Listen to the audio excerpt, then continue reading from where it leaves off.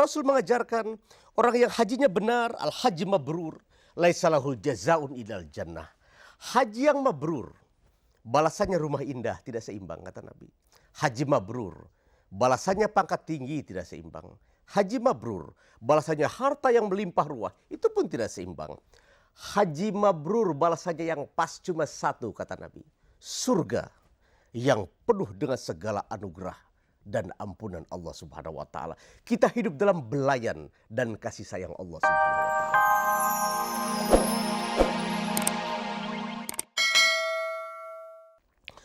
Pergi haji tahun dahulu tidak sama dengan pergi haji saat ini. Dulu orang pergi haji dengan bukan kapal laut, kapal layar. Kadang-kadang kapal sudah mendekati tanah Makkah. Tertiup angin berlawanan arah, kembali ke tanah awal.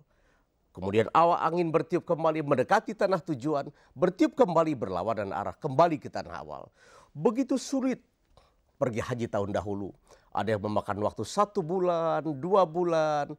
Jadi haji itu waktu itu pahlawan besar. Dan bisa kita lihat, semua para pejuang kita umumnya para haji itu. Nah, orang yang selesai menunaikan ibadah haji, kata Nabi, dia menjadi fitrah kembali. Dia fitrah. Ibadah ditunaikan dengan khusyuk dan benar. Berangkat dengan ikhlas. Semata-mata. Walillahi 'alan nas. Semata-mata karena Allah Subhanahu wa taala. Kita menunaikan ibadah haji.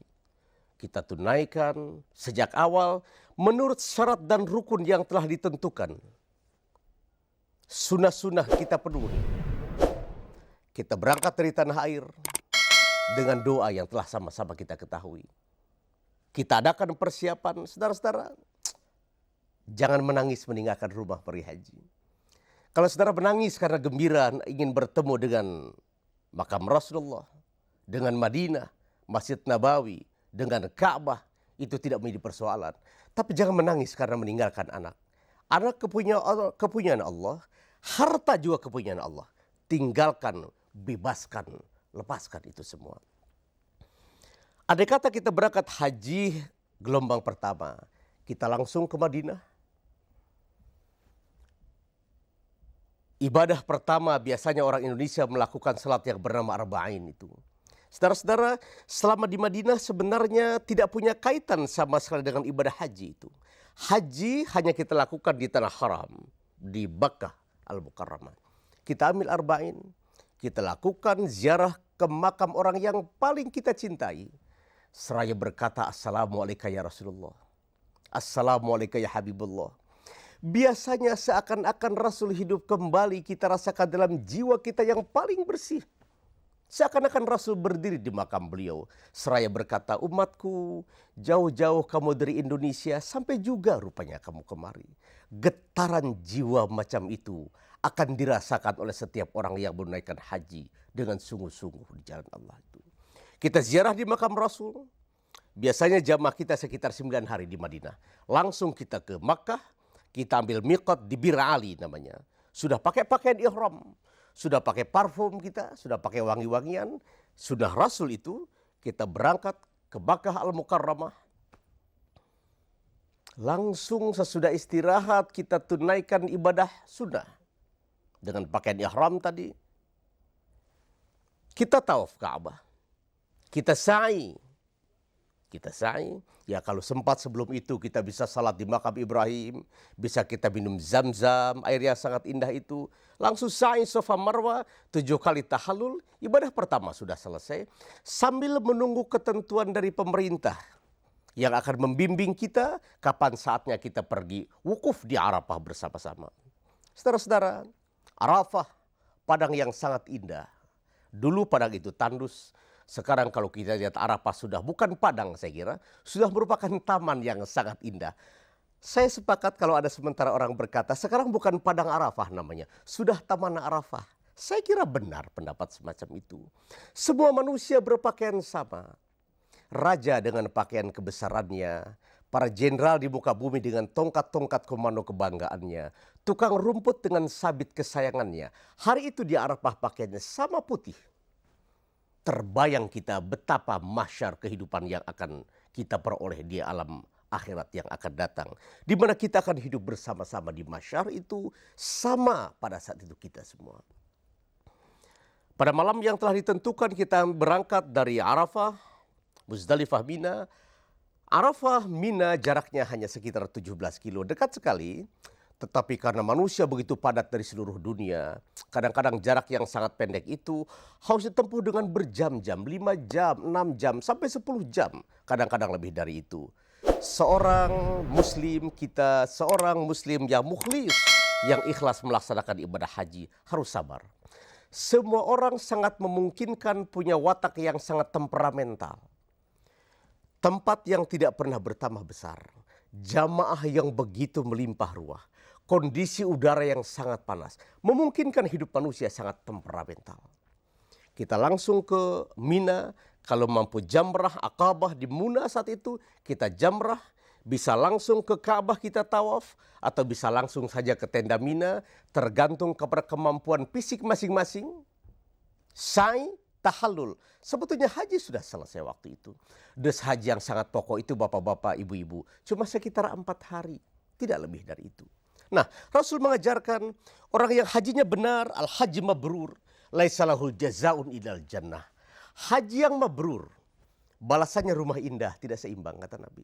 Haji mabrur, balasannya pangkat tinggi, tidak seimbang. Haji mabrur, balasannya harta yang melimpah ruah, itu pun tidak seimbang. Haji mabrur, balasannya yang pas cuma satu, kata Nabi. Surga yang penuh dengan segala anugerah dan ampunan Allah Subhanahu wa taala. Kita hidup dalam belayan dan kasih sayang Allah Subhanahu wa taala. Apa yang lebih indah daripada ridho Allah di alam ini? Saudara-saudara, orang yang telah menunaikan haji mabrur, dia kembali menjadi fitrah, jadi bayi. Ada pertanyaan, kok bayi?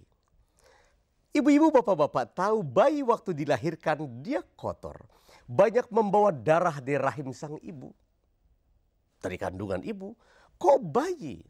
Yang dimaksud oleh bayi, oleh Rasul bayi, bukan fisik bayi.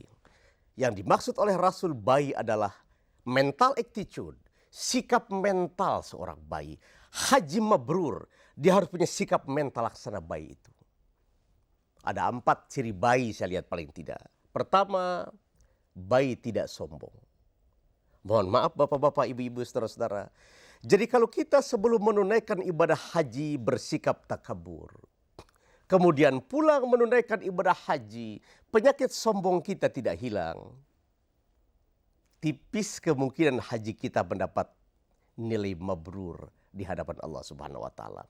Haji mabrur, apabila sebelum menunaikan ibadah haji dia takabur, maka pulang menunaikan ibadah haji, penyakit takabur harus terkikis sama sekali dari tubuhnya itu. Itulah salah satunya haji mabrur. Dan sombong memang penyakit paling dibenci oleh Allah Subhanahu wa taala. Kalau kita baca akidah, dosa tanpa ampun dalam An-Nisa Al-Maidah jelas itu syirik. Innahu may yusyrik billah faqad harramallahu alaihil jannah. Maka akhlak paling dibenci oleh Nabi, penyakit takabur itulah. Sombong itulah. Sampai ada hadis mengatakan la yadkhulul jannah man kana fi qalbihi mithqala dzarratin min kibrin. Umatku sayang, kata Nabi, pagi, petang, siang, malam kamu ibadah, kamu tidak bisa masuk surga. Kalau di hatimu ada penyakit sombong, sekalipun kesombongan hanya sekedar sebesar biji sawi. Saudara, karena sombong orang dihina, karena tawadhu orang dimuliakan. Yang kedua ciri bayi, tidak pendendam. Orang bersalah kepada kita, dia meminta maaf, tidak kita maafkan hak kita. Tapi risikonya kalau kita berbuat dosa kepada Allah, kita tobat, Allah pun sulit memaafkan kesalahan kita.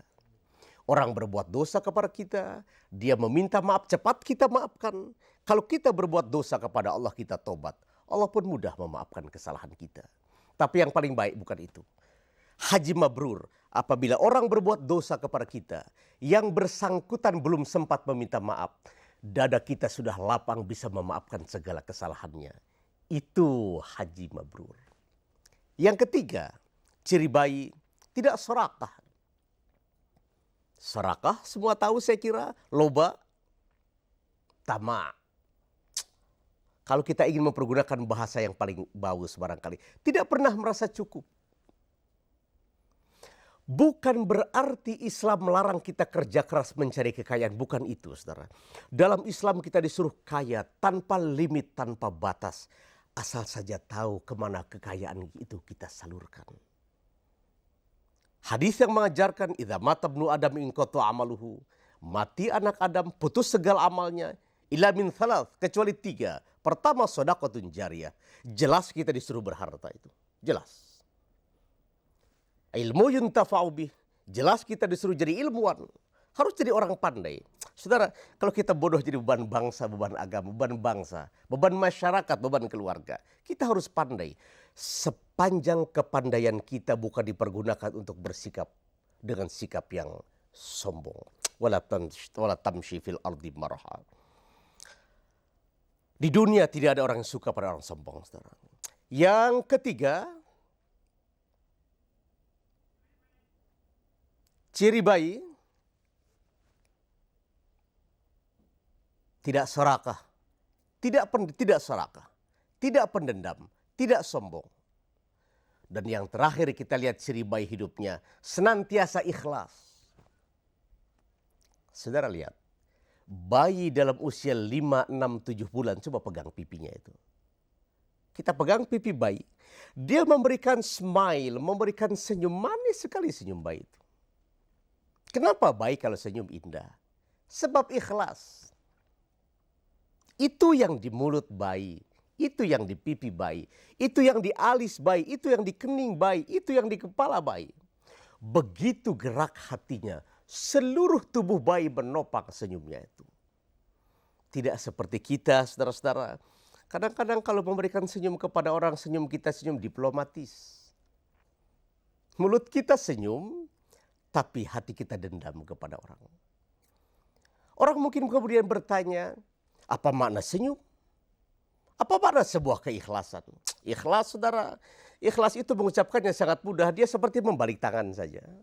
Mudah sekali. 5 huruf, ikhlas. Menyebutkannya cuma seperti membalik tangan saja. Tetapi mengerjakan hidup ikhlas ini, saya kira sama kita semua sependapat. Seperti memindahkan sebuah gunung besar. Sebuah pekerjaan yang sangat sulit kita kerjakan. Saudara-saudara, bayangkan di tengah-tengah bangsa yang sedang membangun. Kalau rakyatnya orangnya tidak sombong-sombong, tidak pendendam, tidak serakah, selalu ikhlas. Bangsa dan negara amanah Allah, negara kita ini akan menjadi yang sangat indah. Allah ridho kepada kita. Bagi makhluk yang telah mendapat ridho di sisinya, surga tempatnya kembali. Demikian saudara-saudara sekalian. Dan bagi saudara-saudara yang ingin berhubungan dengan kami, silakan berhubungan dengan RCTI dalam acara pagi hari Mimbar Pajar seperti yang kita adakan saat ini. Demikian saya tutup penjelasan-penjelasan dan keterangan hari ini dengan kalimat Assalamualaikum warahmatullahi wabarakatuh.